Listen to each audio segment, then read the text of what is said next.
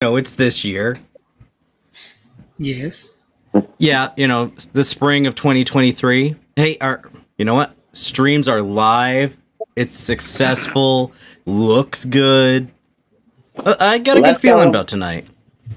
I do too. Let's go, man. I'm super excited.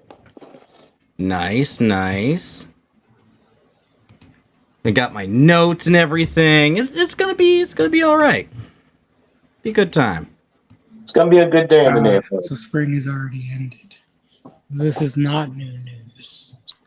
Yeah, sorry, Sam. Spring has ended.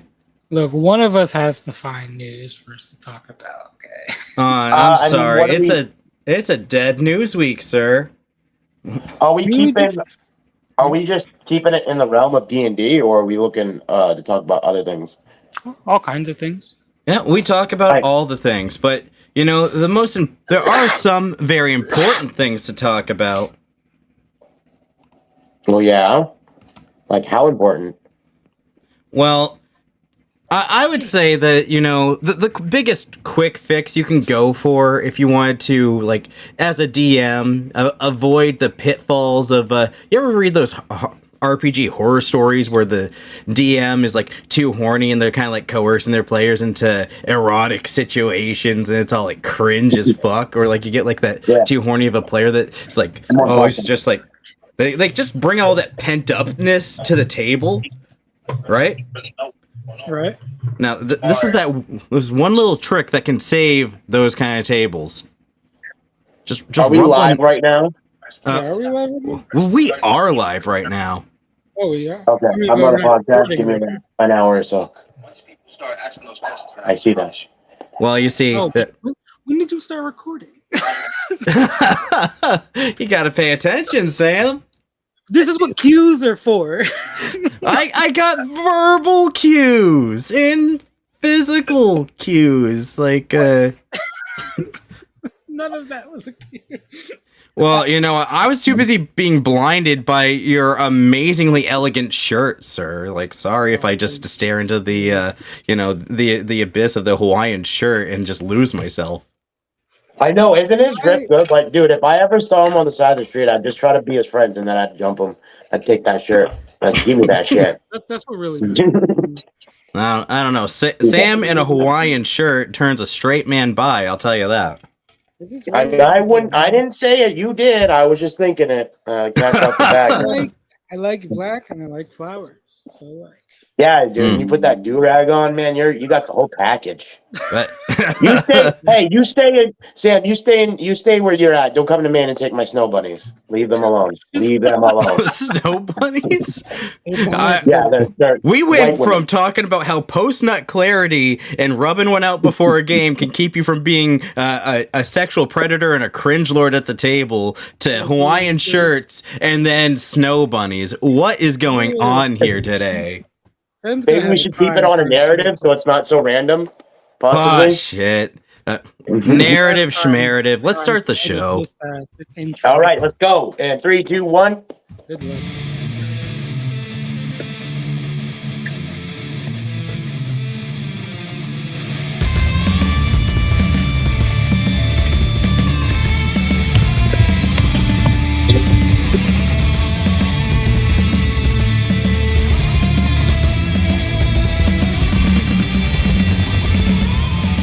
And welcome to Dungeons and Talkshows, the talk show that brings you monsters, news, and homebrews. I am your host, Orion. And I am your host, Sam. Oh, we got another ethereal voice with us in the studio today, Sam. Another disembodied voice. We get a lot of those. I swear I'm not schizo. One of us must be. Well, better clear the air and introduce yourself, my friend. Hello, everybody. My name is Mercypill. I am so glad to be here with the TheNerdMilitia. This is actually my first podcast, so I hope I'm not going to choke pretty hard on it. I appreciate you, Ryan, for the good introduction. Thank you. And Sam as well. Thank you.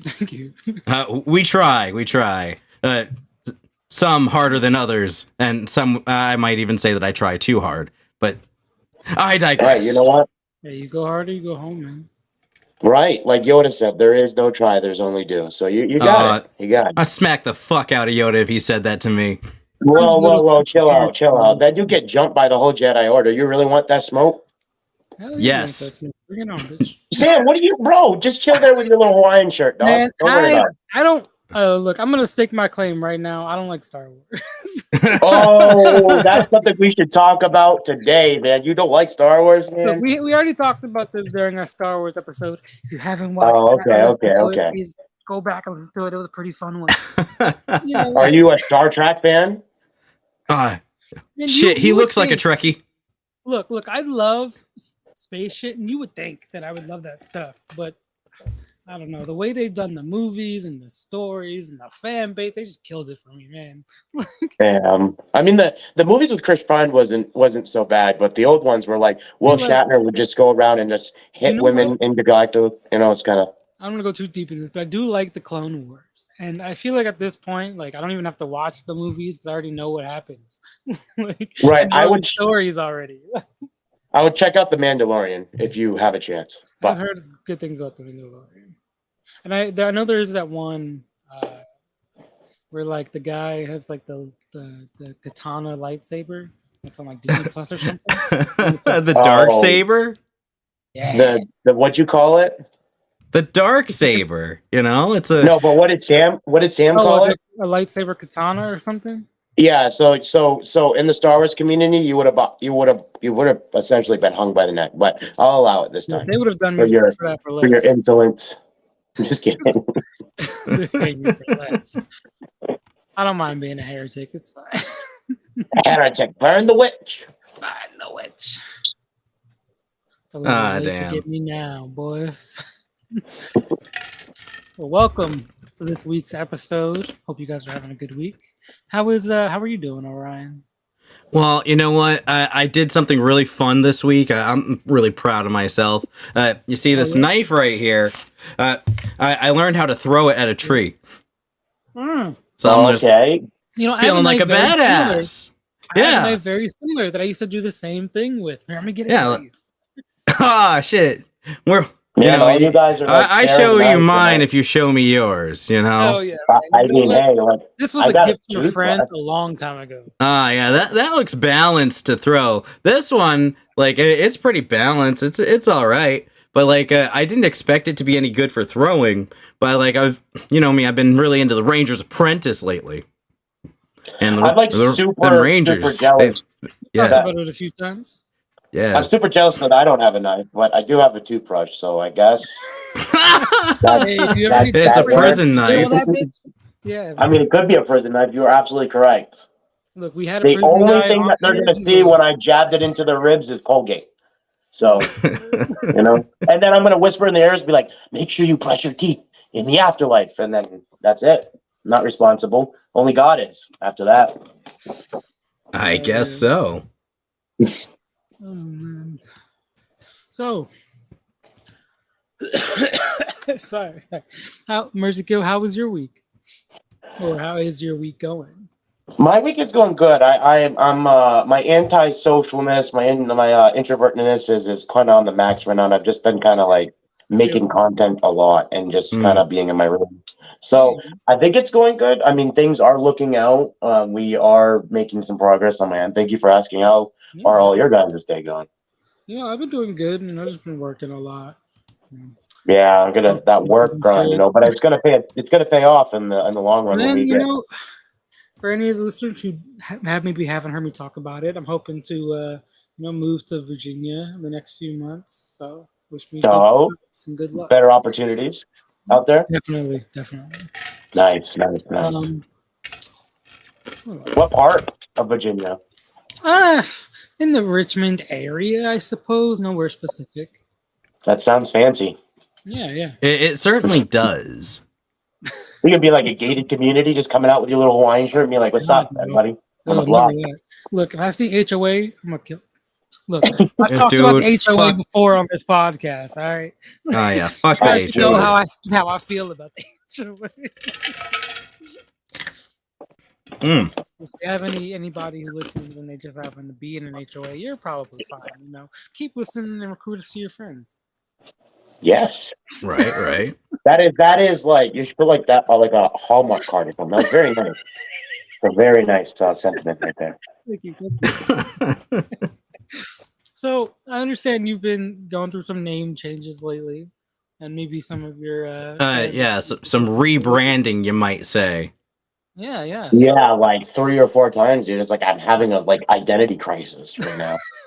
Like I'm like 40 buying a Mustang and emptying my bank account and just justifying the fact that I have this Mustang, but like nobody to share it with. So, but yeah, I've branded a lot, but I think I've finally settled on what I am now. It's just that to anyone that watches this, I am truly sorry. All the people that support me, that I just kind of like get a switch up on you guys. So my bad on that. But I think I found my gravy, because these new brands are popping off more than my old brands. So well, that's good to hear. What was your process from going from name to name, and what were all of your the names that you've gone through?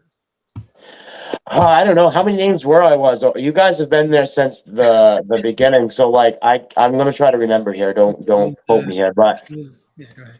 First of it was like the Yokai Shogun, and I liked that for a while, but then I was like, someone told me like, if you're gonna make content about like Japanese culture, you should know a lot about it, and I was like, oh damn, you're right, maybe I shouldn't do that. So I rebranded myself again to oh my god, like Yokai Oni, and then I rebranded myself again to just like Yokai, and then it was like the Last Black Samurai, and now it's what it is right now. So like, as far as the process goes, I don't know. Honestly, I have ADHD, and I'm just like, hey, there's a squirrel out there. That sounds like that'd be difficult to brand.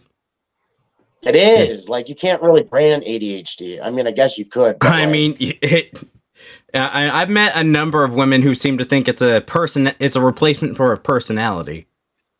Definitely, for sure. It's always fun just losing stuff and then, misplacing cups and giving my roommate the same thing over and over again, even though he told me he doesn't like it. So, like, I love being absent-minded. Well, what's great for ADHD? Throwing knives at trees. That would actually kind of be fun. And next time we could do that. But I don't really have trees around here. We could throw it at this little tree, but it's next to someone's house, so might have a knife go through the window. I don't know. I just felt like a fucking badass throwing a knife at a tree and just nailing it. And the only reason that I got the throw is because I was listening to this audiobook a few days prior. And then they mentioned something in the book about, you don't want to, depending on how many turns you want to get out of it, you got to hold it by like kind of choke up on it a little bit. And I was like, oh wait, hold on. I'm about so many feet away. I'm just going to pull up a little bit on the upper part of the blade.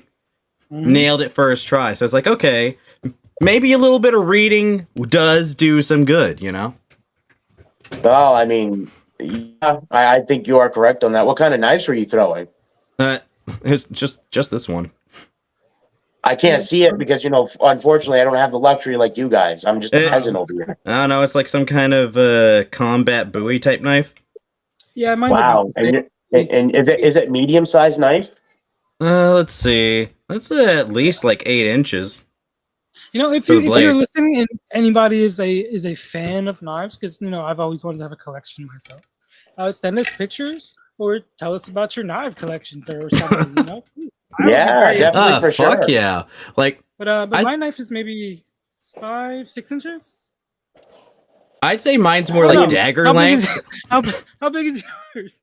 Oh, mine's about like 9 if it's not like heavy on the handle, but it's used for multiple purposes. Of course, yours would be not a 9-inch blade. The average knife length for an American is like 5 inches. It's about like 6.5, like However, dude, if I lost some weight, brother, man, that knife would be extra like dangerous. No, your extra weight is like extra padding. If somebody stabs you, they got to get through all the fat first. Yes, this is true, and I could just absorb it and be like, I don't know if you watch My Hero Academia, but I actually was. You're thinking like Fat Gum, that dude. character So- represents his ability very well. So I actually never seen My Hero. I actually wanted to get into it. However, I've been watching like Chainsaw Man, and I've been like really into that. But like, Chainsaw Man's I've seen some of what's his name, All Might, and it's just so funny how like the Asian culture has such a like stereotype with Americans because like that guy is just like a Dude, typical. If you Doesn't watch he My have a? Yeah, doesn't he have a move that's like United States smash? Yeah. Something like that. He names his attacks after states, or it's like Yeah, Detroit dude. Smash. I don't want to Wyoming spoil too much Smash, for anyone who hasn't you know? watched the anime up to the recent, but the American number one hero, you could find this out. It's not really a spoiler or anything, but she is like the embodiment of America, right? And Who is it? she's like the embodiment of America. She's free. She doesn't really work under anybody. She's like the number one hero because she wants to. Okay, so I haven't really gotten too much into that. Haven't really seen this character, but as long as she's some big booty blonde bitch, boom, America. Well, dude, I was actually about to say that because I'm not sure what we can say and not say, but like I know some of the My Hero Academian girls are pretty like. So her name is Kathleen Bate, also known as Star and Stripe. That sounds like some American shit, but I think we're getting away from the topic, Sam. Like, I know that you have a certain monster set up for this week. Yes. Yeah. Like, you get me talking about anime, we can go all night. Yeah, I mean, we could. I also would jump in on that. I just want to say, is she the girl? I think it's Midnight. I like blonde her. too. I actually have a My Hero Academia parody in the work, so like if y'all are interested, be on the lookout on the Nerd Militia. We got a couple musicians working with me on it, so really looking forward to that one. Could I be the voice actor for one of the characters, like All Might, and just give him like a really like I would love to be a voice actor. Stereotypical like voice. I don't know who I could do though. You know what? We could always do a little bit of a bridging. That'd be some fun shit. But before we continue, Sam, who's that character in My Hero that is? I think her name's Midnight. Is that her name? The one? Yeah. There. Black hair. There. Yeah, like with the whip. With the whip. Powers. Yeah. Yeah. I'll tell you what, though, if you haven't seen Chainsaw Man, I recommend it. But there's a character in there. She's like the head of she's like one of the main like characters. But like the way she talks to the main character, dude, it's like, dude, why are you talking to me like that? Like you definitely know that's gonna get someone going. Like, look, bro, it's power or nothing. I'm a power stand out here. I know some of y'all like the scaredy cat girl, but all right, no, she's the wrong choice. Makima is also garbage. We simp for power out here, all right? Oh my god, you like power, dude? Come on. Hell yeah. I mean, power's cool, but I'm gonna make this quick because I know where you have to talk about your monster. But power's cool, but like her attractiveness level went down a little bit. Like when Denji had to like clean out. Yeah, I'm good with that. Like, had to like take care of her essentially because she didn't know how to use the bathroom. But dude, Makima needs to chill out with that. Before we move on to the monster of the week, I'm going to tell you're both wrong. Because the chick with the eye patch, that's where it's at. Okay. Yeah. Oh, you like her, the one that? Oh, I didn't. Did you see how much of Chainsaw Man did you see? Because I don't want to ruin it for you. Oh, dude, I finished the first season. I'm good to go. Spoiler alert to anyone that's watching this. You like that when she threw up like 40 seconds if you don't want to spoiler. Well, listen, some people are into that. That ain't me. But you know what? When you're drinking, you're just drunk enough to not care. Yeah, but like, dude, Chainsaw Man is like the type of anime that like I watched the first 8 episodes, and the way they like set it up and like cliffhanger, dude, it threw me through an emotional roller coaster. I was so mad the way they ended shit. I do like her, but my only problem with her was that like Denji is like 16. Right, so like she tried to like drunkenly hook up with a 16-year-old, and I'm like, I just can't vibe with that. Oh, I see. Don't be saying that in the anime community, man. You'll be like ostracized, bro. Because it's so funny because on Reddit they'll be like, yeah, you can join our subreddit, but don't mention the character's age. And then like someone would post a picture of like naked Katara, and then someone would be like, yo, this picture's 14, and then they'd get like obliterated by not only the mods, but like by the people there. It's like, I thought we weren't mentioning Oh age. no! Like, Tragic. All right, so the monster. dude. yeah, we can talk about anime all night, but I think Yeah, seriously, like that's not this podcast. If you want anime No, all it's night, we'll start another one. But that's not this podcast. Anime All Night is a good name, man. Oh shit, that is. I think it should be. Yeah. Good, like, That's a stream good name. idea. You can do, Oh, like, someone a write that nightly down. stream. I am going Somebody to write that steal it. down. Oh, I can't leave. You have to do it. But maybe, Orion, we could do that for like the Discord and have like a section for anime all night where like we do podcasts on anime. Like a Discord event thing. Yeah. That could be Yeah. cool. All right, but anyway. So tonight's monster, right? You guys heard about it already. It's over here. When Zeus fucked the snake, he created a creature that slithers straight from a Harry Potter novel. If J.K. Rowling could play the bagpipes, a snake with legs and the power of lightning at its fingertips. This monstrosity will leave a shocking example at what crawls. Wait. Did I hear that right? Like J.K. Rowling could play the bagpipes? Is this like something from Wiki? You reading a Wiki article up in here? Right. So like I don't know what exactly you're reading, but like the first thing you said was like, so Zeus fucked the snake so casually, and it's like, well, dude, it's Zeus. Like honestly, I know he'd be like fucking everything as an animal. Like, why do you have to do that? I went deep in the trenches of mythology and found out something interesting. Sam goes into the parts of the internet and mythology that some dare not go. Oh, I do too, dude. People have called me the aficionado over here. So me and you, Tim, we need to link up after and converse. Right. Converse stuff. Thank you to the person from Valia Art for the suggestion. I don't want to dox you and drop your name, but if you do listen to this, thank you. Like I told you, I went pretty deep in the lore, and I found out in Scottish Gaelic, Bithir, right? Bithir, I believe is how you say it.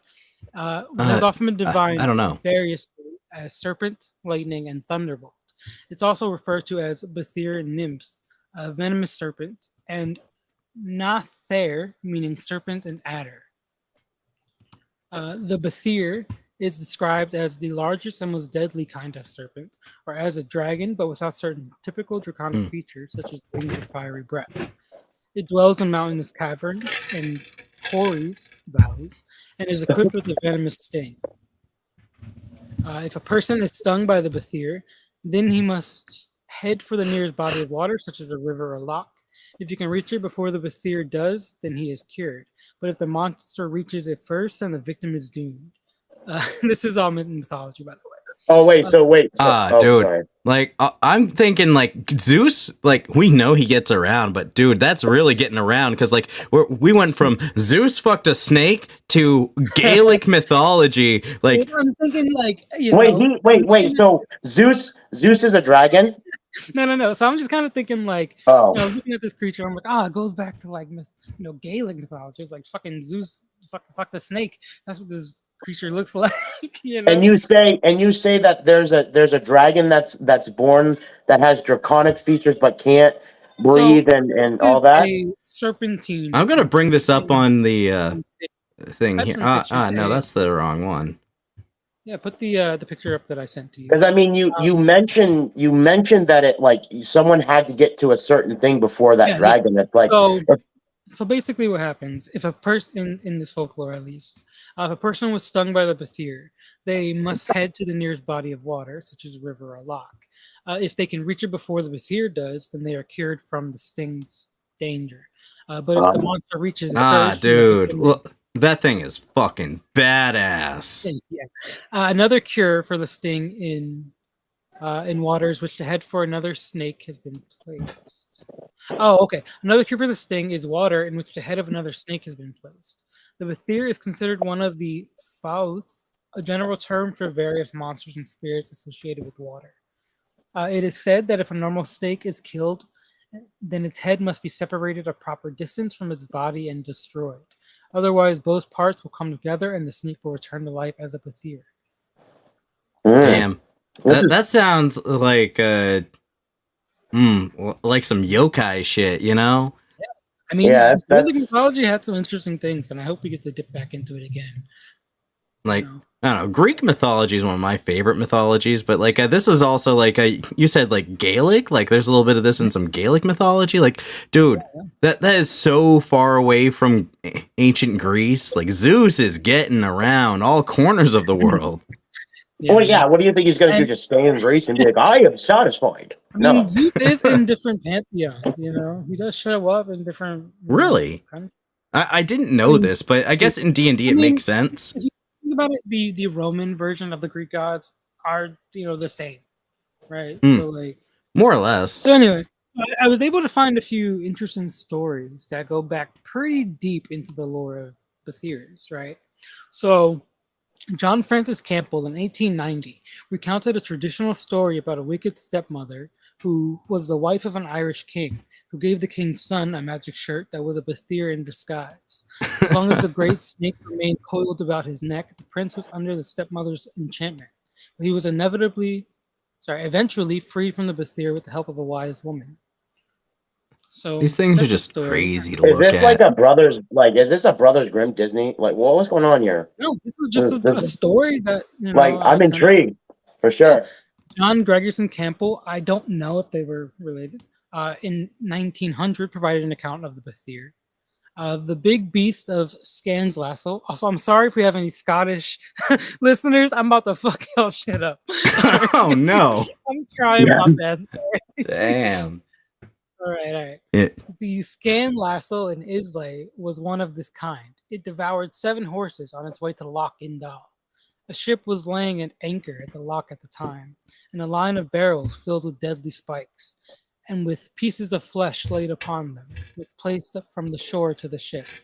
Tempted by the flesh, the loathly worm made its way out on the barrels and was killed by the spikes and cannon. Damn.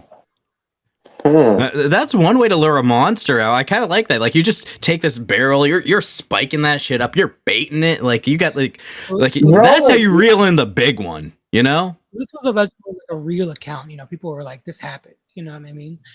And I found another sighting allegedly. Legendary sightings. Okay, when D&D monsters hit reality, that's some wild shit already. Territory. This is awesome. So in 1930s, I tried to line these up, in timeline. In 1930s, a Bethir was reported seen on ground near Medulla in Glen Strathfahar and Skur La Pich. Jesus Christ. A group of fishermen saw a creature about 9 to 10 feet, 2.7 to 3 meters long, coiled in a gorge near Kilmarrack. In 1975, it became agitated upon sighting the fishermen and swam away towards Beaufort Castle. Beaufort Castle? Yeah. It's pretty sick, I think. Down by the loch. Exactly. And what about the Bethir? I want to master a Scottish accent. If I could get like a Scottish coach, just so I could play a belligerent Scottish dude. Tell me how to say it. I don't want to go to Google Translate. I don't really trust that. Yeah, because Google's going to translate to Scottish very easily. Right. Actually, like, interesting thing about that, dude. I used to use Google Translate mostly for like Dueling Network, and I just go on there and start talking to German people. But they outed me real quick, dude. They're just like, "That's not German," and I'm like, "Fuck you!" And I left. Like that's the only thing I could do. Like, what am I gonna do? Try to argue that I got caught trying to catfish people when I was younger using a German motherfucker. Yeah, in German. No, that was like Russian, dude. All right, so getting into the Forgotten Realms lore here. A Behir was often mistaken for a wingless blue dragon. It had long snake-like body and could slither on the ground like a snake, but it also had 6 pairs of legs upon which it could walk or climb if it chose to do so. It makes sense because they got lightning, dude. Yeah, I would imagine anyone who is not familiar with dragons could easily mistake these for one. Each of Bahir's 12 feet contain 3 clawed toes. They began life with 6 or 8 legs and grew additional legs as they Tell me about them toes. They grew about 8 feet long, 2.4 meters per year. So they can get massive. The Bahirs had thick armored scales, much like a dragon. Their scales were colored in variations of dark blue, being lighter on their undersides. They had long, narrow heads, crocodilian in shape, with curved black horns on the top, which were used for preening. So, I don't know who does it. Shit, I'm going to bring that up again, because... Preening is when a bird strengthens and cleans its feathers with its beak. So, they're like, yeah. Yeah, it's just these things are just so wild to look at. Yeah. So Bahirs were born hornless. Their mouths were full of many sharp, multicolored, translucent teeth that were valued for their gem-like beauty, and their bones were crystalline. Dude, crystal bones? Like, if your party kills one of those, you're making bank. Yeah, their teeth are like gems, and their bones are like crystalline. Yeah, man. I mean, if you could survive. Yeah, I've seen a stat block for a Bahir. Actually, no, the one that I was looking at was a mecha Bahir, because when I was running the Acquisitions Incorporated campaign, there was the possibility of my party fighting a mechanical Bahir, which it's always fun to have, mechanical versions of regular creatures. And I think that's where we talked about the Bahir previously on our Mechanus episode. Yes, I know you mentioned. Yeah, because we were talking about Modrons, and then it's amazing how you can just make a any normal stat block. Is like, okay, yeah, but what if it was mechanical? And a mechanical Bahir is terrifying. I remember saying that I would come back to Bahirs in the future, and here we are. Shit, full circle, Sam. Yeah, you speak it into the universe, it shall come back. It's probably because of that shirt you're wearing. Good luck. Thank you. Yeah, it does look like a lucky shirt. Like, damn. I do quite like. So newborn Bahirs were about 2 feet, 0.61 meters in length, while the typical adult Bahir was around 40 feet, 12 meters, and weighed about 4,000 pounds, 1,800 kilograms. Bahirs reached adulthood at the age of 10, and like other reptilian creatures, will continue to grow throughout their lifetimes, having to shed their scales periodically. Because of this, Bahirs can sometimes reach gargantuan sizes. Dude, these things weigh as much as a standard school bus. And you want to make it, and you want to make it mechanical. Like, why? Because I have mental health issues, and I take them out on my players. I also have mental health issues as well. Living like in a mountain for like centuries, and it just crawls out, and it's massive. Like, it finally busts out the mountain. Your party sees it in the distance. It's got you see lightning crack across the sky, streaks. Oh, that'd be so cool. Yeah, it's just that shit's crazy. Like, you're like, oh no, we're going against a blue dragon. Get ready for the flyby. Meanwhile, crawls out of the ground and fucks up the party. Yeah, and then you have that that one fighter that's just like, I'm going to attack it despite the odds. And despite the fact I'm wearing metal. Yeah, like when I was a fighter back in my day, dude, I just attack anything. Like, they'd be like, that's too strong. I'd be like, not for me, it isn't. I'm the hero of this day. Just be really weird about it. And then I was a paladin, and that all went downhill real quick. Oh yeah, really interesting. Yeah, dude, nobody likes a paladin that has to uphold the law, even though you don't agree with it. So it was a very different edition. It was a different time. We're talking about their bones and their teeth and stuff. So let's kind of go over their usages. I don't really go over this much. So their horns could be used to make ink necessary for scribing a magic scroll for a lightning bolt spell. Similarly, a scroll of neutralized poison often used ink from the Bahir's talons, and that of the protection from poison used ink made from a Bahir's heart. Their scales were sometimes used to make armor, much like the hides of dragons. The crystalline bones were used for scrimshaw. I don't know what that is. Bone-carved chimes, sculptures, and musical instruments were very common. Bahir teeth were beautiful and valuable as gemstones and had a wide variety of creative uses. One such use was a strange type of Huluan music box that was invented at the Bahir's Nest shop in Kerbal. Behir teeth form plucking hooks that pulled on string made of Behir guts and electrum, while Behir ivory was used for other parts of these wondrous instruments. They're just actively plucking ivory out of these things. Like this shit's dangerous as fuck. How are you killing it without like a metric fuck ton of rubber? I mean, these people are this kind of their natural, creature. They're probably very used to hunting these. Well, yeah, and it's like it's like what made of like very valuable things. So obviously, someone's gonna go out there and try to do that.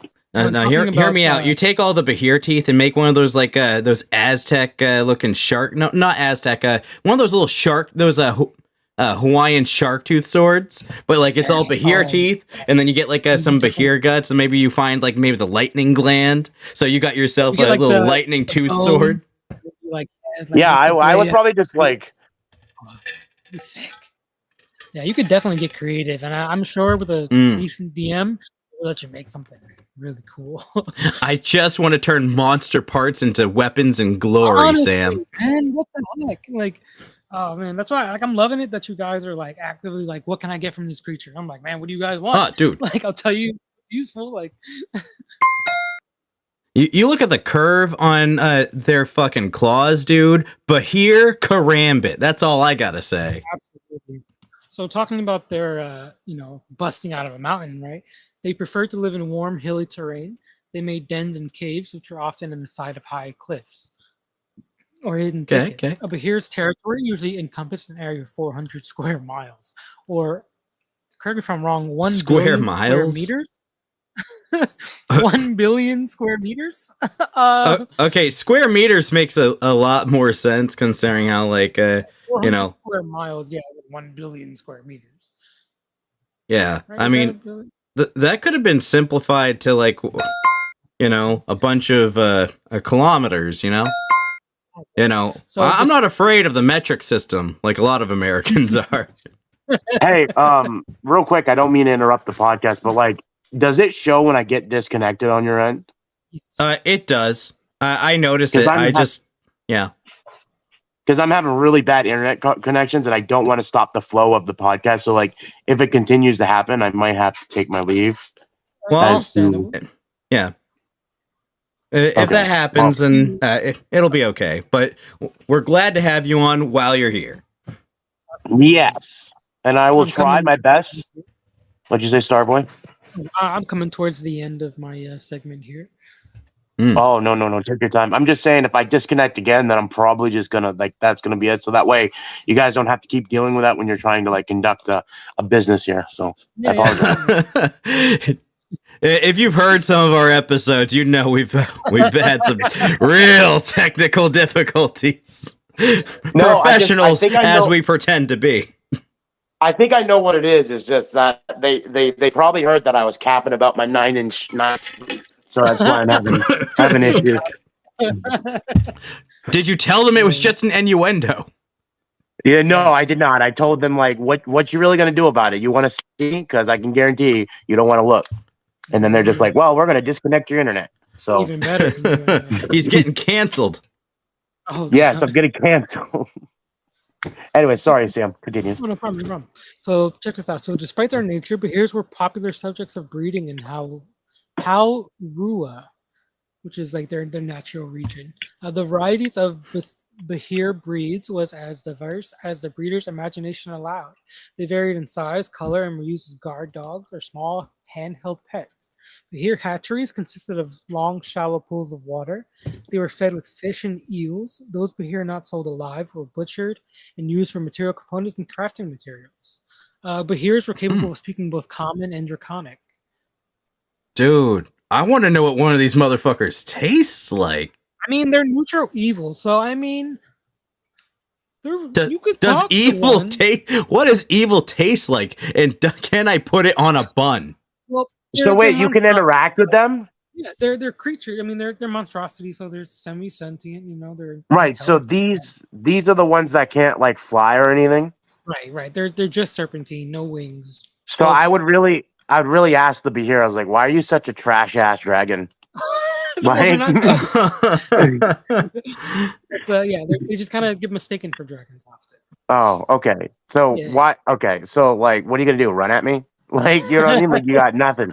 They got so many legs they could run full tilt. Like, how fast can they travel?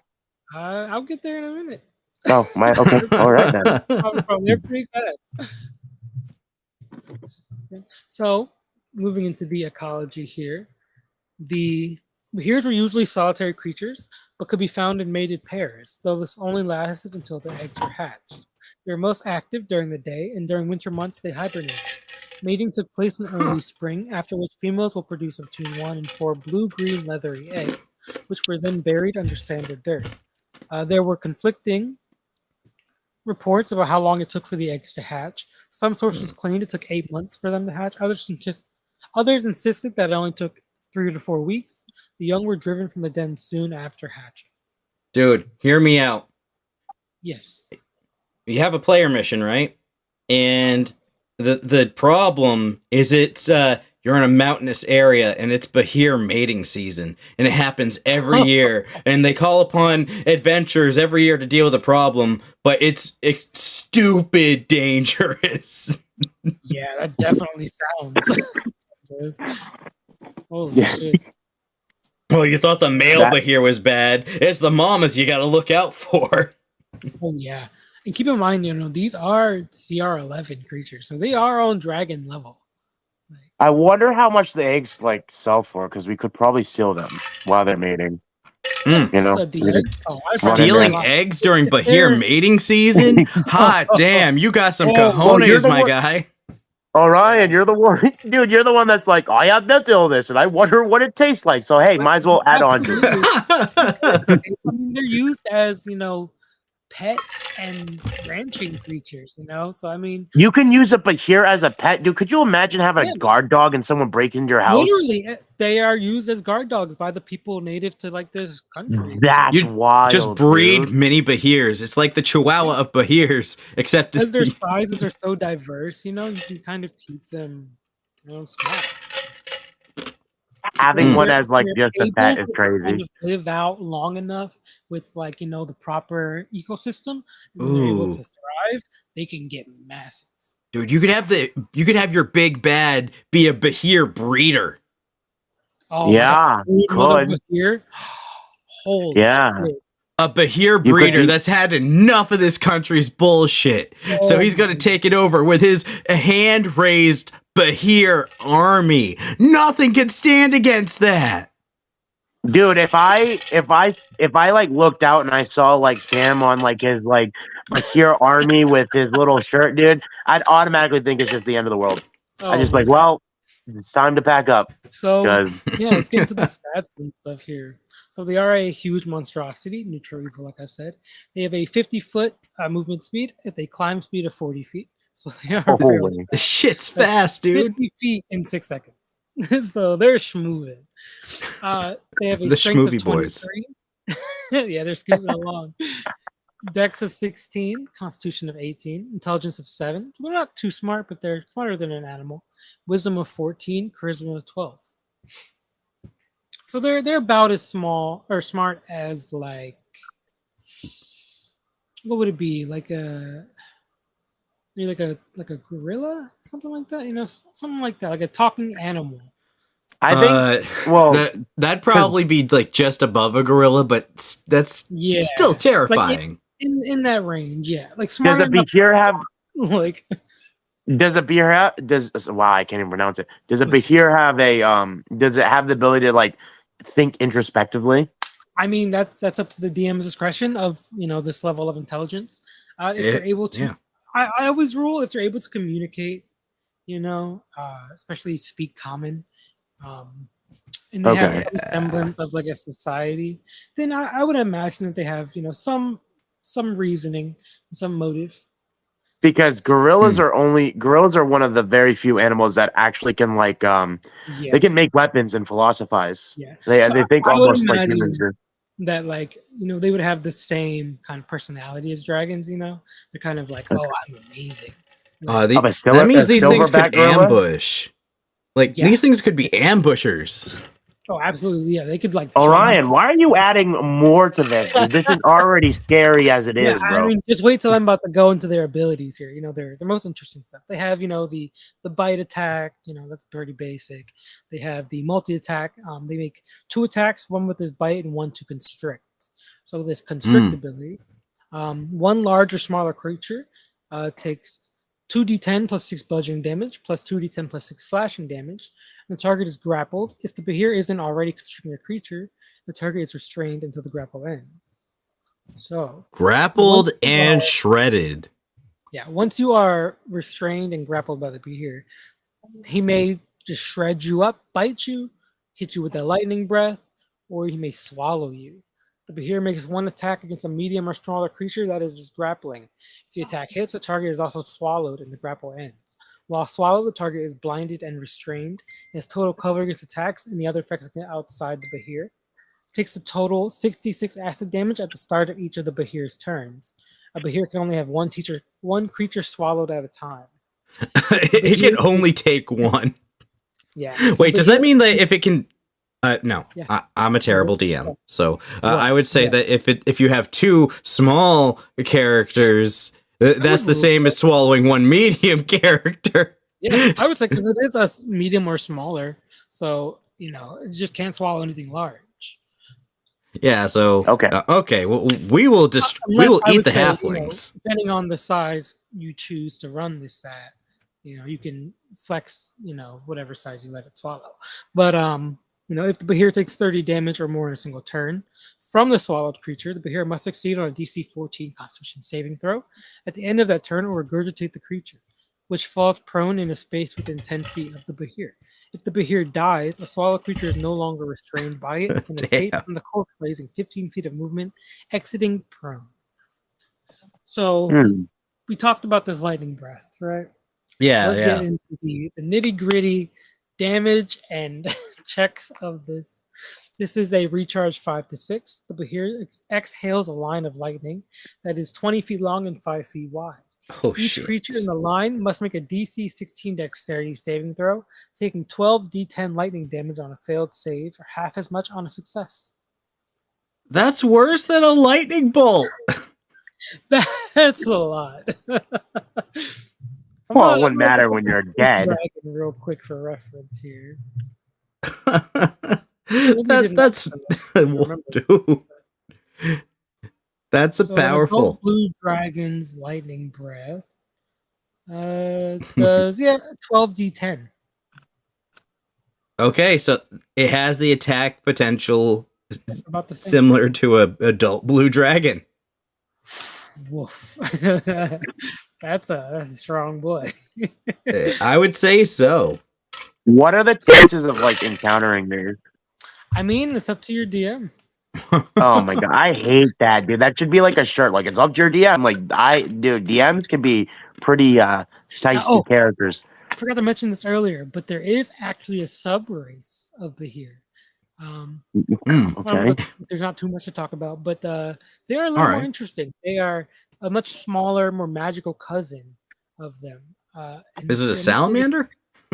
No, I don't know how to explain. This was the gecko from 3rd edition creature. Oh, a 3rd edition. Okay. Yeah, go ahead and grab a picture for you real quick. Okay, I'm interested to see what this looks like. Yeah, you pop that in I think chat. it's I think it's awesome that you guys include me in sending these pictures when I can't leave my screen or I'll disconnect. It's like you guys are like the kings, I'm the peasants, and you're just throwing scraps down, and I'm just like, thank you, sir. There you go. So that's what that boy looks like. It's called the Haruan Behir. So, like all Behir, the Haruan variety had the appearance of an elongated crocodile with over a dozen legs and brilliantly colored scales adorned with many horns. Dude, this thing's like Alien decided to have some offspring with a Behir. Yeah, and what's interesting, a Behir is a monstrosity. This is a magical beast. And they are Challenger in 6. And they are always neutral. Oh, wow. Yeah, that's interesting. It doesn't say anything about them. They're magically indifferent. Yeah, basically. Subspecies were about half as long and were less than half as heavy. They were also selectively bred as pets, with breeders choosing to emphasize traits of unique colorization and the sheen of their scales. Due to selective breeding, Haluran Bahirs are Dude. noticeably less intelligent than the larger breed. Yeah, so I these like would these be what things. they would use for pets. Oh my god. Check this out. So these Bahirs were often kept as guardians, occasionally as pets, and often rarely for sport fighting. This activity was looked down upon, but not exactly considered illegal. People would often use muzzles on them It's not that were illegal often made per of leather. se. Wait. What did they do? Because like literally had- Orion cut. Haluran Bahir dog fights. Okay, see that's not where I thought. And when Orion cut you off, I really thought you were going to a deep, dark place, and I was like, yeah, it would make sense, I guess. That's interesting. You would have. I know you were asking about the pets, and so I know the regular Bahir can be kept small, but these are selectively bred to be smaller. And Oh, they're so like a kind of teacup Bahir? That'd be so and cool. they're a little more Teacup marketable. Bahir, I love it. Yeah, dude. Dude, Teacup Bahir basically turns into just like a little Teacup Bahir. like you kind of wear it like a boa. So it's that's just gotta draped be- around you, and now you have a lightning attack, just casual. Like, Our thumbnail has to be a Fluffy. Bahir in a get cup them. shooting lightning out. Listen, like if you ever remember like Harry Potter and the Goblet of Fire, where like they had to pick their dragons, and it's the little dragons from the bag. That's what I picture a little teacup Bahir being. There is no stat block for them, so DMs out there, feel free to make one for them. I like the idea of just like a little, like one of those tiny ones. Just have it wrapped around, draped around like a big old scarf boa. I mean, it's Yeah. kind of high for a familiar, or something.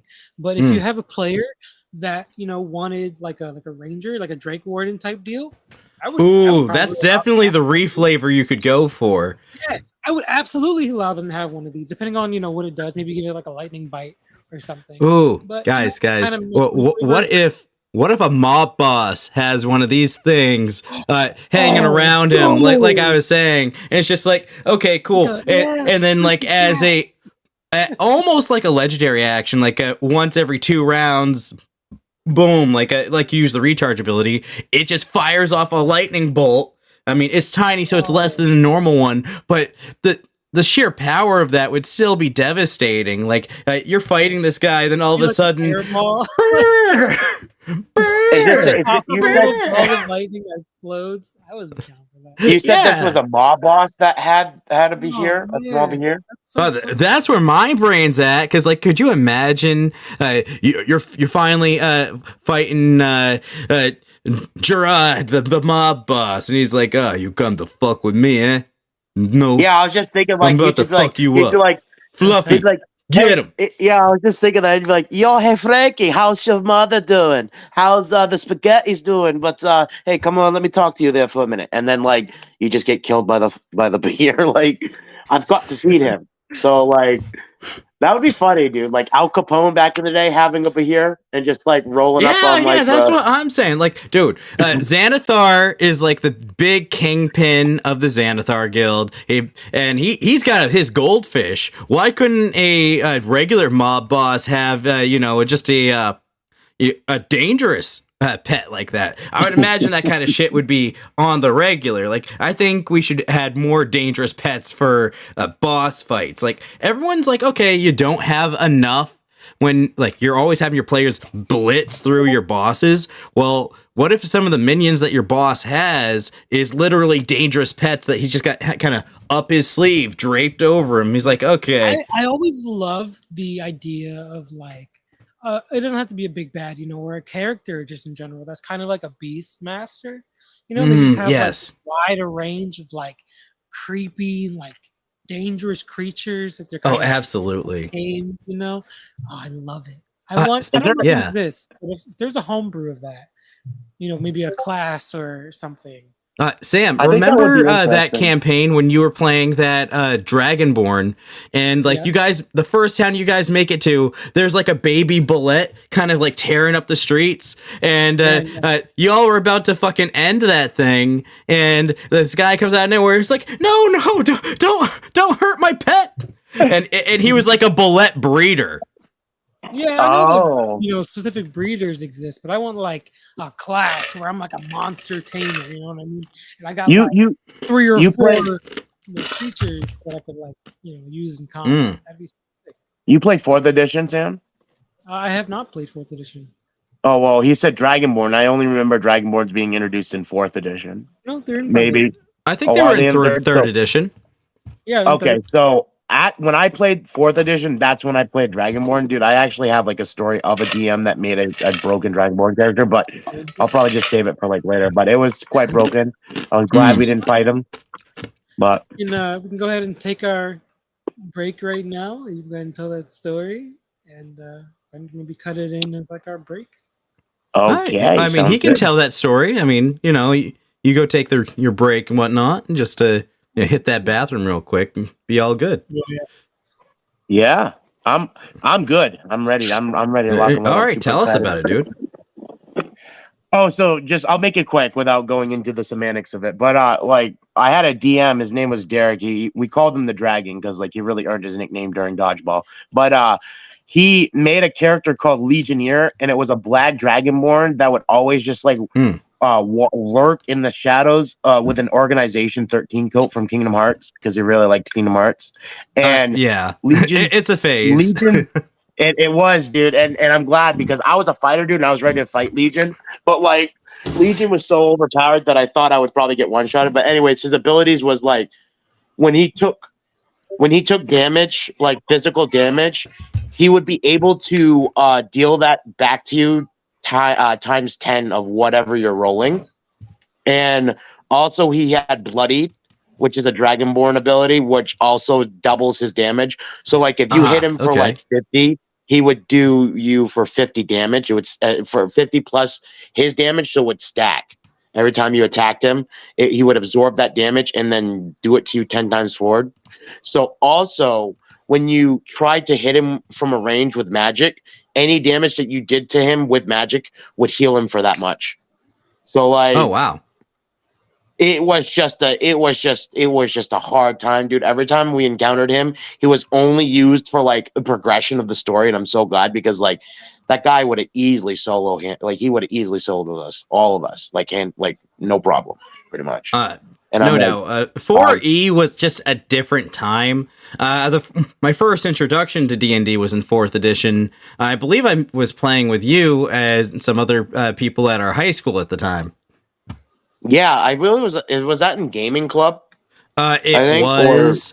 Then like Adam Parent had this great idea of ripping the arm off of the zombified old lady and then just beating her with it, and then like she was still unresponsive. So I was like, okay, there's something going on in this town, and these people are weird. And then the bell goes off, and it's like some Resident Evil shit.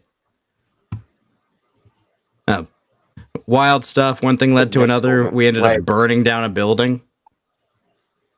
Yeah, I heard. We heard about that, and everybody like thought it was us, the nerds, because we were always like that one group in the library by ourselves. Well, and like people just didn't quite understand who we were. Well, So. I was definitely a part of that session. That was my first introduction as a cleric. Burned down the building. Yeah, but like people underestimate us nerds, arsonist. dude. Like they straight up would just be like, "Wow, you guys are creepy playing Yu-Gi-Oh in the corner of the library," and like, my blue eyes, things like that. And in reality, blue eyes, white dragon. Yeah, you activated my trap card. But I always think of Weevil, dude. That was a goofy motherfucker in Yu-Gi-Oh. But anyways, but dude, some of us nerds could be real assholes back in the day too. They're always getting to some shit, pretty much. That and it was a good time to be alive because I was the only nerd out of that whole group in the library where I.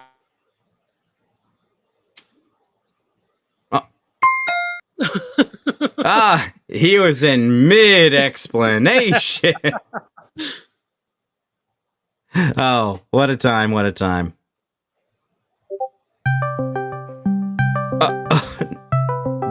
No, that's not how we do things, sir. I think he might be peacing out for the rest of the night.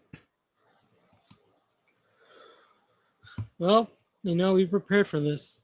Yeah, We're almost coming to a close here pretty soon. Technical difficulties we're no stranger to those.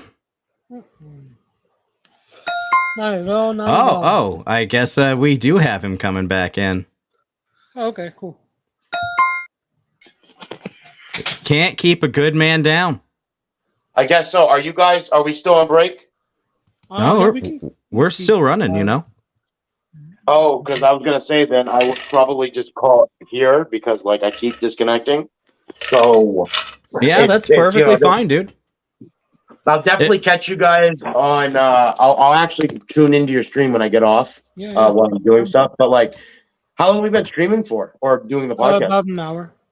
Oh, perfect. At least I was able to stay that long. And we're going for another half hour or so. Okay. Yeah, we can cover our.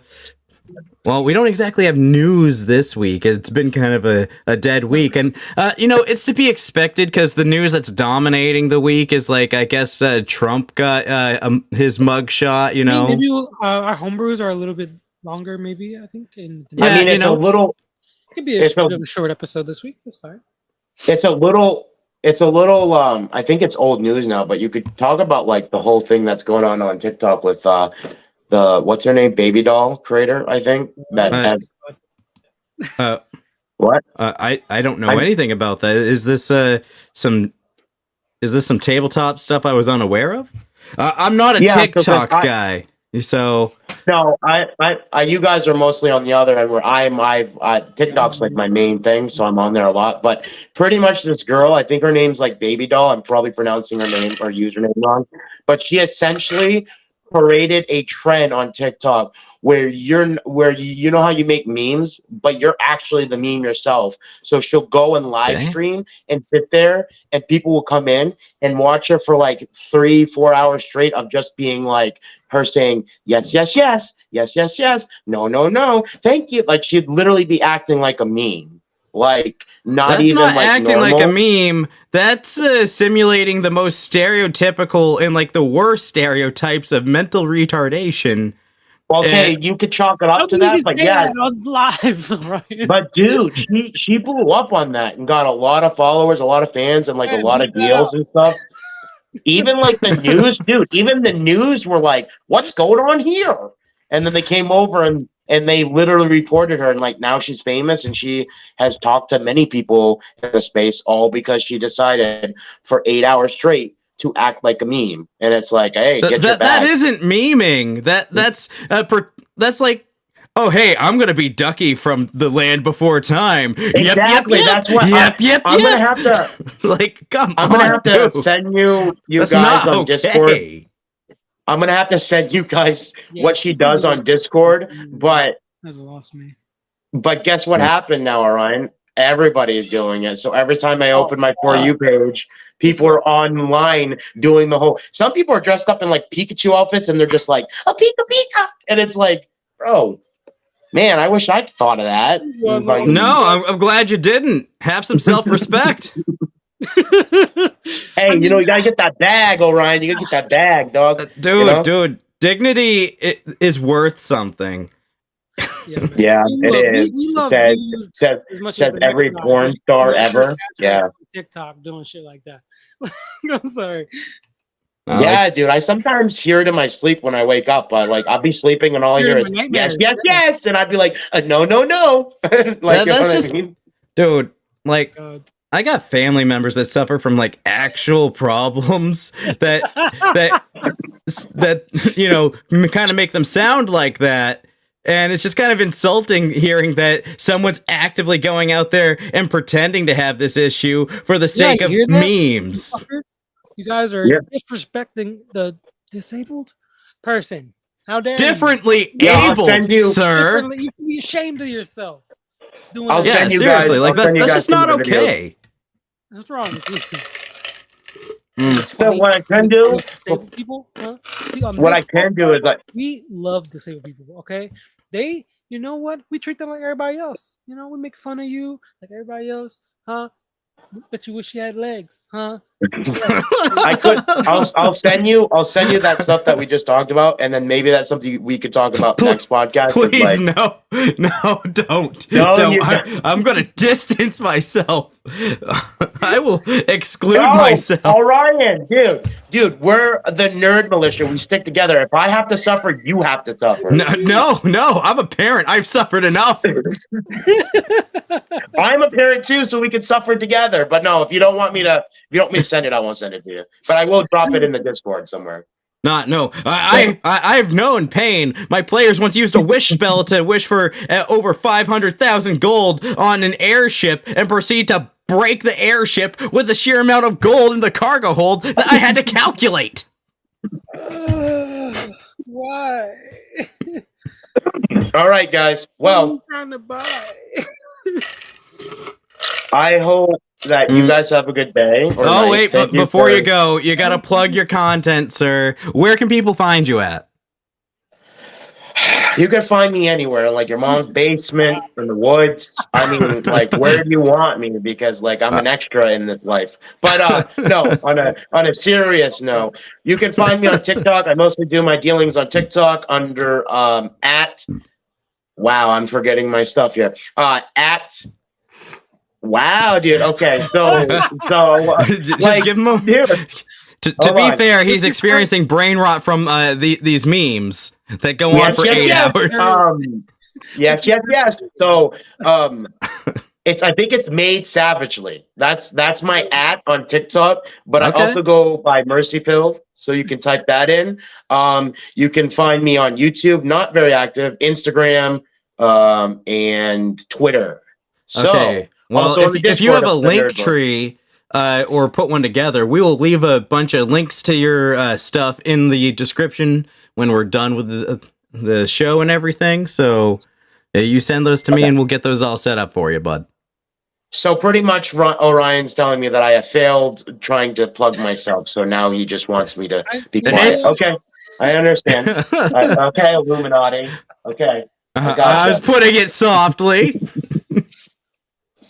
All right, I do apologize for the fumble there, but exactly what Orion said, you can find me there, and I will put it in there. I thank you guys for having me on, and these guys are awesome. So make sure anybody that's watching out there, definitely come check them out because they're great people, and just stay for the laughs. That's pretty much it. Like, have a good time. Thank you, guys. All right. Enjoy your night, enjoy your weekend. All right, sleep well, guys. Have a good weekend. Bye. All right. Well, it was fun having him on. Oh, thank God he's gone. Okay. Don't be like that. Just kidding. Ah, damn. Yeah. Wild All right. stuff, Sam. Wild stuff. This is an interesting episode for sure. Dude, that yes is gonna haunt me, and I haven't even actually seen the video. It's gonna make me want to look it up and then regret it instantly. I'm never gonna. Don't. You have brain cells left. So, what's next for us? Do we have a Descriptify for this week? We do have a Descriptify. Now, the let's Descriptify for this week is more of a a hobbyist term to do with D&D. That grognard. Sam? Do you know what a grognard is? I do not. So, okay, a grognard, it's a kind of an older term. It refers primarily to kind of like the old guard of the D&D community, the dudes that have been around since AD&D second edition. You know, I don't like this newfangled stuff that's going on in D&D type guys. Oh, the boomers of D&D. Yeah. That basically they're like, okay, they're kind of like the old school gatekeepers of the hobby. Yeah, the boomers. Yeah. No disrespect to boomers, but the boomers. Yeah, the D and boomers. Yeah, The D and doomers. sounds about right. Yeah. But what about them? Well, there's an entire term that's kind of based off of the old French term grognard, which it's a term that started in like the Napoleonic Wars around like the start of the 1800s, and some people even kind of suggest that it might have been coined by Napoleon Bonaparte himself as like a term of endearment. Now, this term kind of like finds its roots in like the old school, like the war gamey parts of D&D, you know, because like before we had D&D as we know, it's very much a war gamey community, and kind of like and that term kind of bled over into describing the people that kind of went into you know, just the old, you know, the gatekeepy old guard essentially. I know I'm over-explaining that part, but you get the idea. I kind of like the term just because it sounds funny. Oh no, Sam, he ran away. And now he's back. Sorry about that. So what does this actually mean? Like, how do you use this word? It's just it's more of like like you're describing someone. It's like, oh, hey, that guy's a total grognard. Right. And it's like, yeah. Me and my buddies, when we play, we're total grognards about the situation. Like, you know, he was a real grognard. So basically, to encapsulate this episode, we told you how to disrespect your players with the Bahir. Yeah. Major disrespects. How to disrespect your players verbally with a dictionary. Yeah. Disrespects. And then, next we're going to turn it all around and we're going to respect these homebrew creators. Respect. Well, what are you going to do? R-E-S-P-C-T. Tell you what that means to me. Damn. Start us off? It's some wild stuff. So, what did you bring today? I did bring a thing. Let me just grab that right here. I want to see. Yeah, let me just pull it up. Wrong tab. Maybe one day I'll learn how tabs work. Oh. Okay, I'm going to pop that in the chat so you can see it beforehand, because I learned my lesson from last time. That's the fun thing here at Dungeons and Talk Shows. We're learning as we go. Ooh, I like this. It is, and it's a courtesy of IDBN. He just posted it a couple of days ago. He seemed like he was a little excited about it, and I was like, okay, I'll have a look. And honestly, like, we've had him on the show before, and he doesn't miss when he puts out content. You know, it's always good. Greater factotum. So I guess that leads us right into our homebrew segment. Yeah, please explain.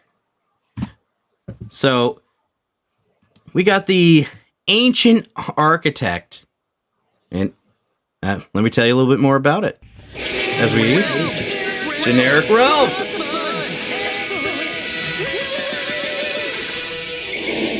Yeah, the phone soundboard is on the fritz, so I do it manually.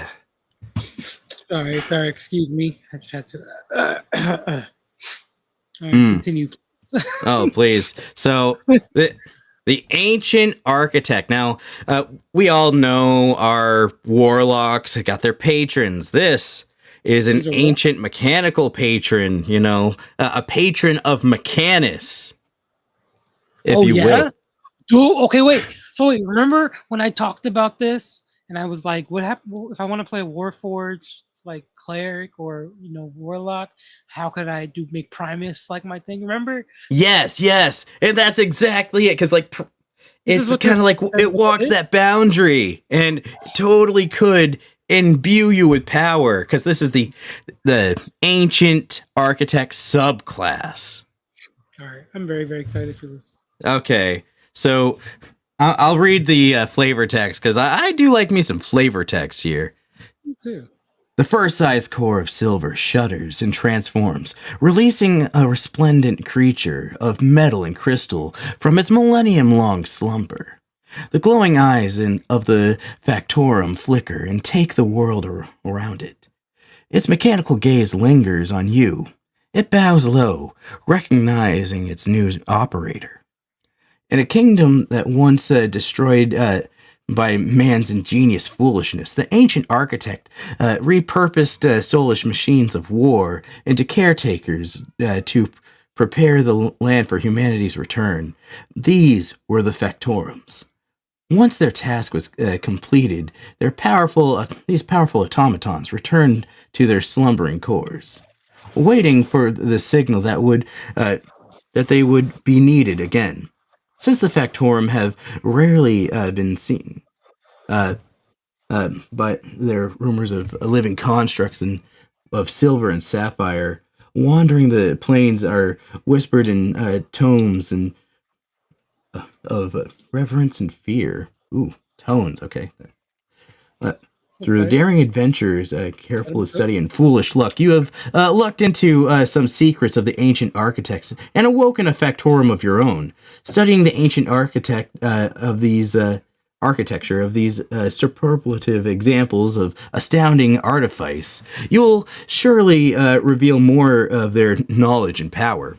Okay, so he's got like this whole background to it, but like we were saying before, you could totally reflavor this as like, okay, defining your power from mechanics, Dude, because I've always thought the idea of the way that Primus operates, the way that he kind of exists, it's very interesting, and to have him kind of be like a warlock patron, I feel like that would make you very, very odd.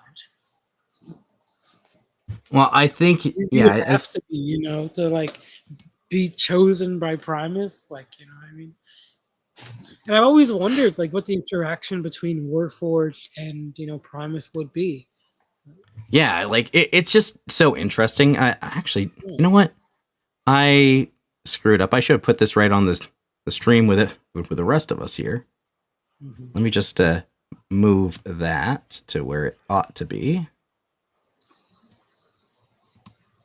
And there we go. There. So going into it, we got the extended spell list, which gives us arcane weapon and identify at first level, at second level enhance ability and scrap, then at third level dispel construct and lightning bolt, at fourth fabricate and repair, and finally at fifth level we got Arcanist Intelligent Assistant and Light Cannon. So Ooh, Light Cannon. That's some cool shit. This is pretty much exactly what I was thinking too. The figure next to the feminine one, this kind of reminds me of Titan, but more of a mage form, what I mean? Yeah. It seems to be. It's almost like it looks like it's going to be one of those kind of things where it's almost like a Digimon Digidestin thing, where it's you got this thing that manifest dude, you got this I didn't even notice. So she's the architect, right? Yeah, I don't know. The flavor text is okay, you discover this ancient being, and it's okay, it's at your disposal.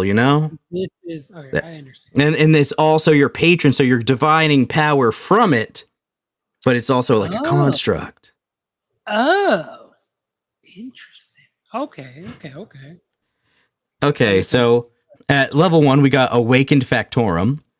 You have awakened and bound an ancient relic of the architect. A Factorum core, once awakened, this fist-sized object made of cool, smooth metal and glittering crystal forms itself into a medium construct that artistically approximates your species. Okay.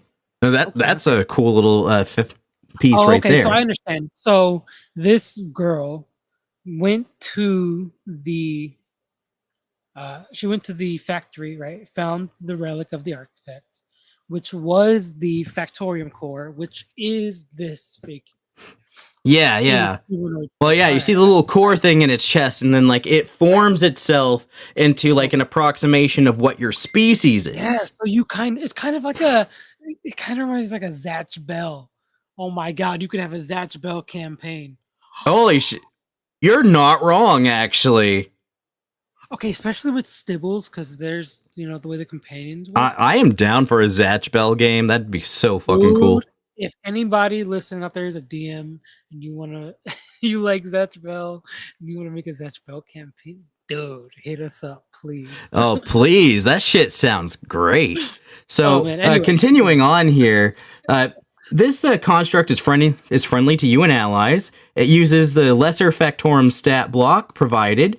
In some places, the stat block will make use of your Warlock level and proficiency bonus. When you cast Warlock spells, you may choose to have the spell originate from your Factorum as if it cast the spell. So, yeah, you'd literally just be walking around with your fucking book. Zakir! You literally could. Oh my god, that'd be so cool. Okay, wait. So, I'm wondering. So, Yeah. what is the Warlock, right?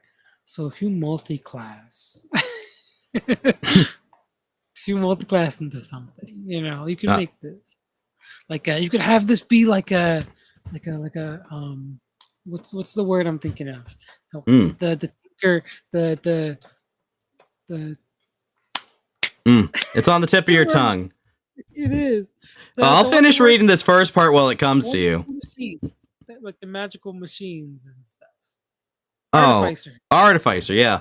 You multi-class Artificer? That would work quite well, I would say. When you awaken your Factorum, choose one of the 4 modes your Factorum may take: Blade, Shield, Halo, or Blast mode. Your choice will inform the appearance of the Factorum. You may use a bonus action to dismiss your Factorum and return it to its core. After you complete a long rest, you may reawaken your Factorum and choose a new mode. That's interesting. So does the mode change the physical form of it? Yeah, it does. It states that. So you'll have you have different combat forms. Interesting. Okay. So you got a form for like being more aggressive, more all that stuff. In combat, your Factorum shares your initiative count, but takes its turn immediately after you. You may use your action to instruct your Factorum. You may instruct it to take an action in its stat block or another action. Your Factorum can move and use its reaction on its own. But if you do not give an instruction, your Factorum can only take the dodge action. If you are unconscious or have the incapacitated condition, your Factorum can take any action of its choice, not just dodge. If you ever lose your Factorum or it is completely destroyed, you may spend 1 week and 100 gold to conduct an extensive search of your surroundings to excavate another Factorum core. Oh, okay. Okay, I like that because that feels like there could be a lot of shit that goes on with that. Yeah, for sure. And right here we see the lesser Factorum stat block, which looks, pretty reasonable. Proficiency bonus plus 12 for your AC. That makes its natural armor. You know what I'm thinking here? Yeah. What happens if you put this core in a Warforged? I wonder if this... Oh my god! What if like your character, right, is a Warforged and they find this Factorium core and they put it in themselves? Dude, what if your Warforged multi-classes into fighter to take Echo Knight and then does this? Oh, dude, I'm gonna make this homebrew character. That sounds... Dude, it's so fucking cool. So that was all for the first level thing. Then coming up on 6th level for a feature, we got Autonomous Operation. You may use your bonus action to instruct your Factorum to take an action. So right here we got a few different things on the stat block that are interesting. I mean, it's really all your standard construct stuff. You can cast your spells through it. Cantrips, some of them seem to be restricted based off of what mode you have it in. Like Blast mode gives you Eldritch Edge and Eldritch Blast. Halo mode gives you access to Guidance. And Shield mode gives you Temper Metal. What's Eldritch Edge?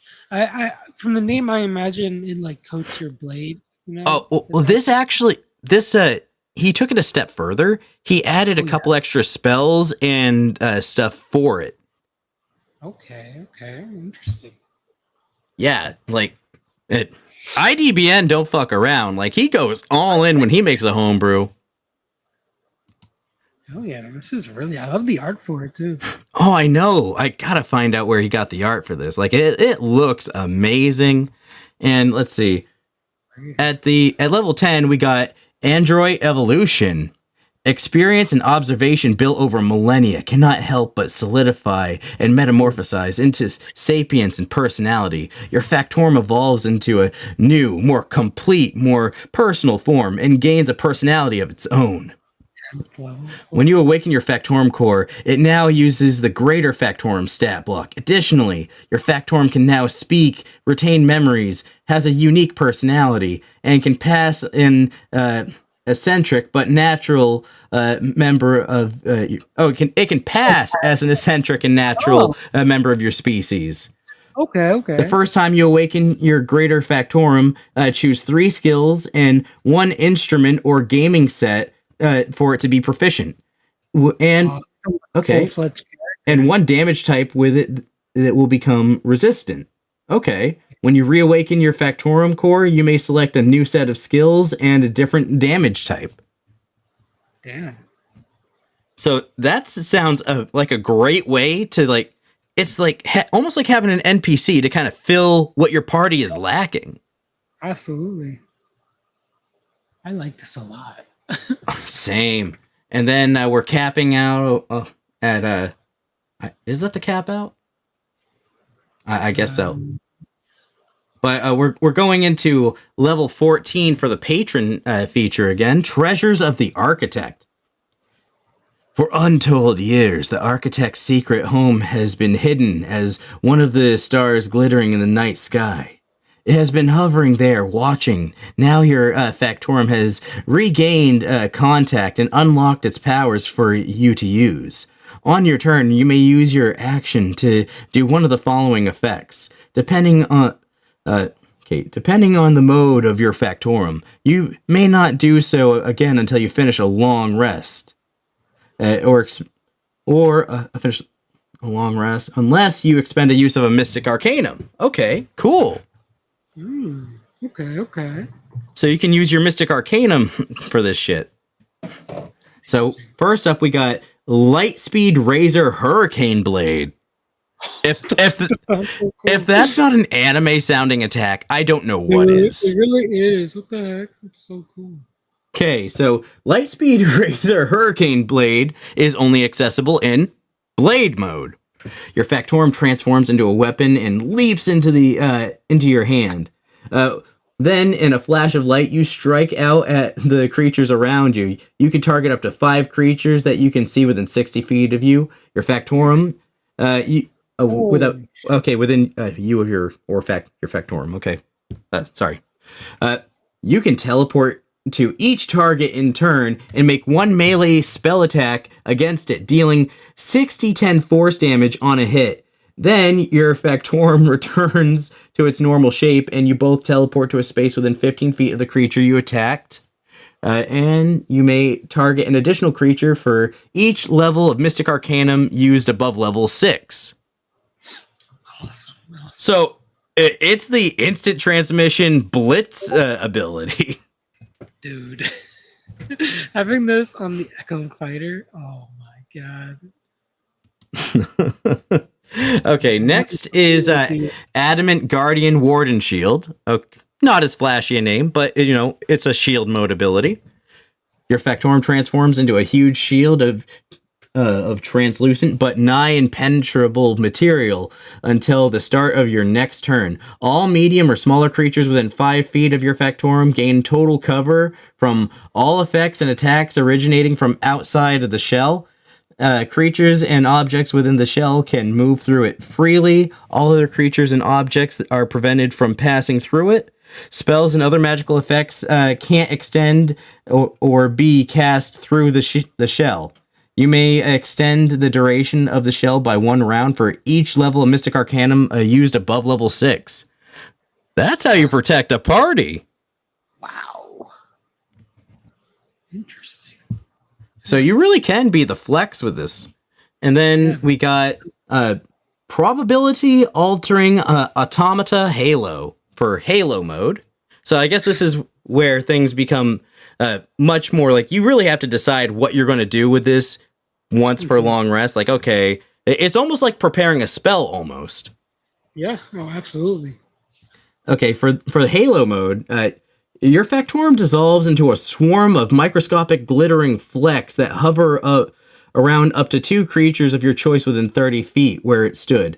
Each affected creature gains 25 temporary hit points for up to an hour or until you dismiss this effect. No action required.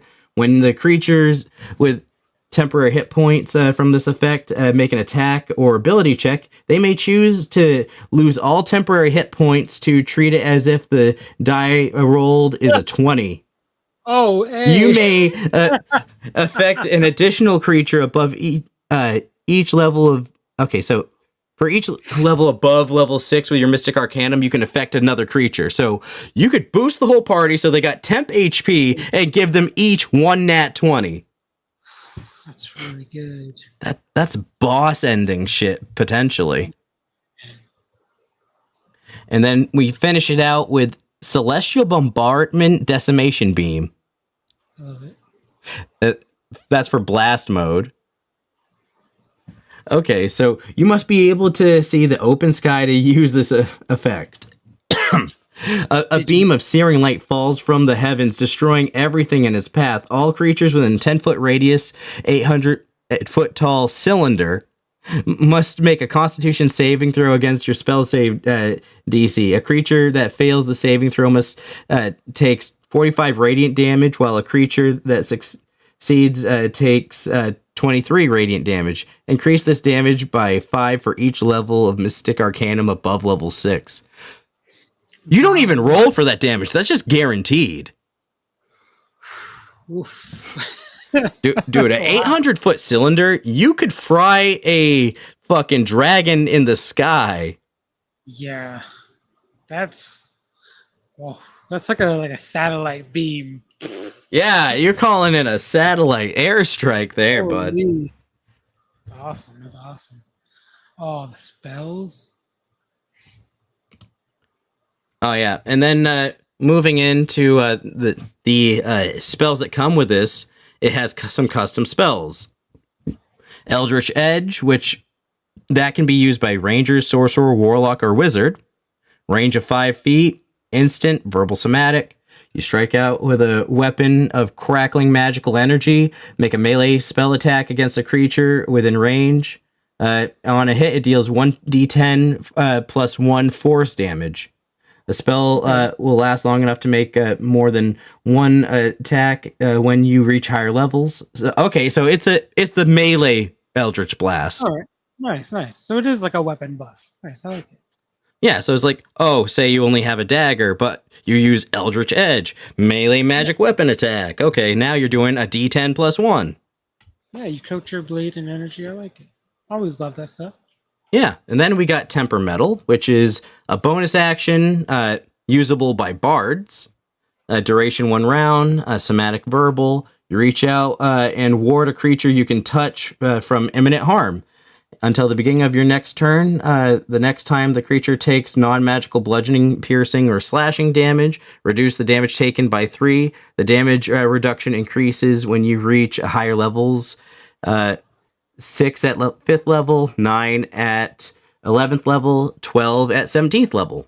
So, and that's a cantrip. Like, both of those are cantrips. Oh, wow. God damn. It's very specific. I like it. And then we got Arcane Weapon, which okay, so this actually ties into I think something else that IDBN worked on, where this is part of the Inventor and Spellblade classes. Okay. Uses a bonus action, range touch, duration for an hour.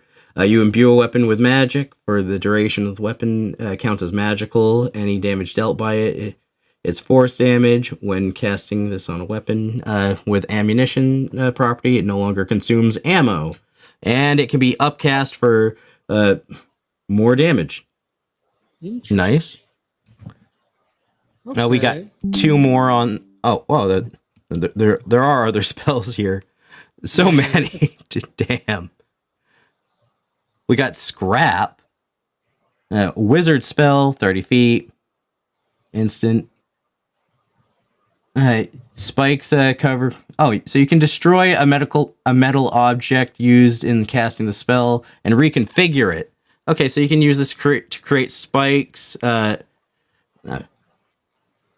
I Little see. balls. You cover a 15 by 15 foot area in like 2,000 ball bearings. So this is more like some Scooby-Doo, like a reshaped Magneto type shit.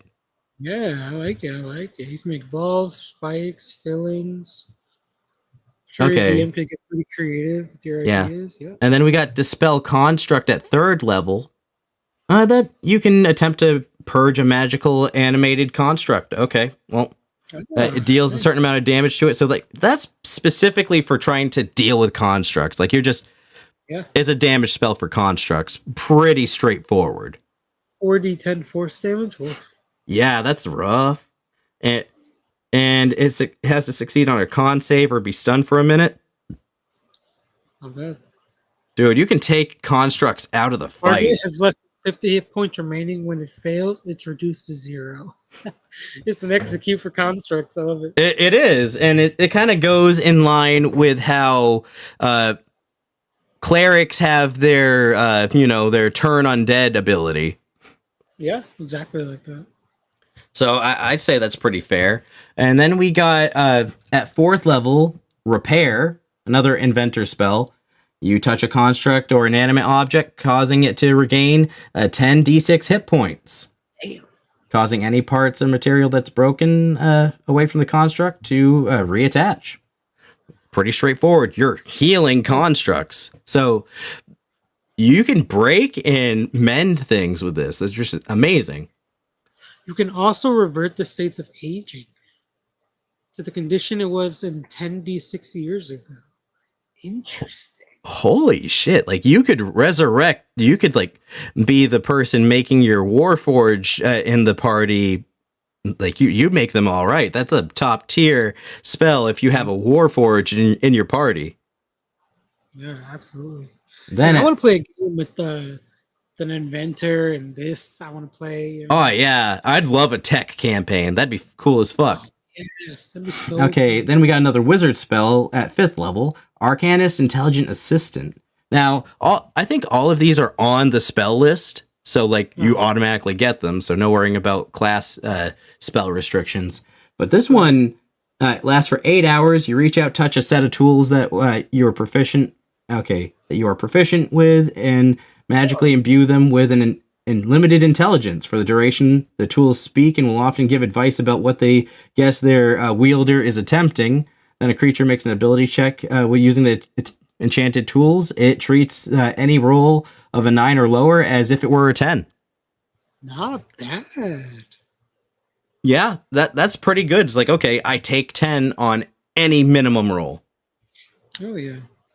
And then finally, finishing it off, because I've talked enough, we're going with 5th level light cannon for cleric and sorcerer. Nice.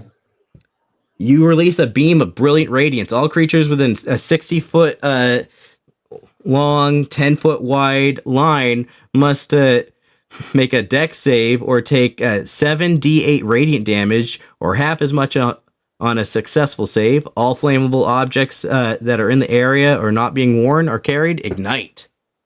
Nice. Whew. We did it. Wow. What a good one to end on, though. You know, for that segment. Honestly, like that a lot. I like that a lot. That's Really cool. amazing stuff. I really like this. I might be biased because I really like IDBN's work, but it's just like, Yeah, I mean, shit, man. That's just a good class. honestly, it's cool. I like it. It kind of it really gives a. You ever see that anime where like there's the little girl and like she's like with this forest golem and like the golem's like all tech and slowly falling apart and he's like kind of like a daddy figure. Think so, yeah. Yeah. It kind of makes me think of that. Like, dude, Man, you could do so many things. You could do like a Digimon campaign. You could do like a Metabots. Zapbell campaign. You could do like a Metabots campaign. Dude, there's so many ideas. Dude, this is the kind of shit that makes an Eberron game good, you know? Because, like, have your artificer, your inventor, your arcanist is like, and then you got your little warlock that's popping this shit out. It's very on brand, on theme, fun shit. I give it a 9 out of 10 just because there's so much to unpack there. I don't know if it's all perfectly balanced, but I'm willing to try. Oh yeah, man. Hell yeah. I personally think it all seems pretty spot on. And if you go with a Pact of the Tome at 3rd level as a warlock, then okay, cool. You got your spell book for the Zatchbell shit. Oh hell yeah. Dude. It's good stuff. Man, so many ideas now. Anyway. Yeah, doesn't it get the brain juices flowing for campaigns and like as a player, like, ooh, the innovation of being like, okay, I send my my dude to go do the thing. Meanwhile, like you got skills, but like you're kind of not all that useful on your own. You got to spend your actions and stuff to tell it to do things. Yeah, man. Like, I feel like your thing was so long. Like my thing is so short. I think that balances out in this case because like duality for us, you know. Oh, we didn't even coordinate on that. No, that's fine. I don't think it works out. Hell yeah. So I went to the good old Amethyst Dragon, you know, our good old friend, handsome man. I looked through some of his new stuff. And I found something pretty cool. Dude, he makes new homebrew every day. How can you not go through it? You know what I mean? You know, I got the Sorcerer Meta Magic, the Crashing. Ooh, let me pull up that Sorcerer Meta Magic you're talking about, because I saw it earlier. I didn't read too much into it, but you know I love Sorcerer Meta Magic type things. Yes, absolutely. Sorcerer is one of my favorite classes. So, pretty simple. As a reaction, when the casting of one of your spells is blocked by the use of counterspell, you can use 3 sorcery points, cause the caster of the counterspell to take 66 second damage. You can use casting spell even if you have already used a different meta magic option during the casting of the spell. So this is a fuck you to counterspells. I just thought that was pretty cool. You know what? I like the idea there, you know? Yeah. Pretty simple thing. Sorry it's so short. But you know, it's so oddly specific, but if there's certain DMs where sometimes that's the way to go. Yeah, especially, you know, if you're fighting a lot of mages, this would just be like a safe bet. Yeah, like if you're in a magic heavy campaign and your shit's getting shut down by counter spells. Yeah. Shut down counter spells. Working, you know, against like maybe magically like anti-magic enchantments and armor and stuff. I can definitely see that. And it's just like, I really love meta magic, and there's not enough meta magic. Like when someone plays a sorcerer at my table, I take the time to homebrew a meta magic just for their subclass, because I think every subclass of sorcerer should have at least one meta magic specific to it. I agree. That's what makes them special. Like, yeah, it's their bread and butter, and the concept that sorcerers don't have subclass specific meta magic is just baffling to me. Yeah. But that's all I have for today. Just as well. All right. Well, I guess we'll go ahead and end there. It sounds about right. If y'all enjoyed the show or want to check out some more homebrews, you can follow us on the Twitter, now X or Key or whatever you want to call it. I did find out one interesting thing about that, Sam. You know, if sometimes if there's like a D and an X, it's like it means the director's cut. So maybe X is actually just the cut. Is there a D? Oh, the cut. Oh, we out the cut. Yeah, we're on the cut, dude. I made that connection last night, and I just thought it was mildly amusing. What we're supposed to call it? Who knows? Come on, dude. Has he even told us yet? I think he fucking. He slapped an X on it, and everyone's like, "Oh, it must be X." All right. Well, hope you guys enjoyed this episode. Hope you guys enjoyed the rambling and the conversation and this monster. Oh, we dude. hope you use it in your future games to terrify your players. and stay away from those TikTok memes. That'll cause some serious brain damage. You need your DMs out there. You need your brains. Please, we beg you. We are nerds, right? So what do we know? What do we know? You guys enjoyed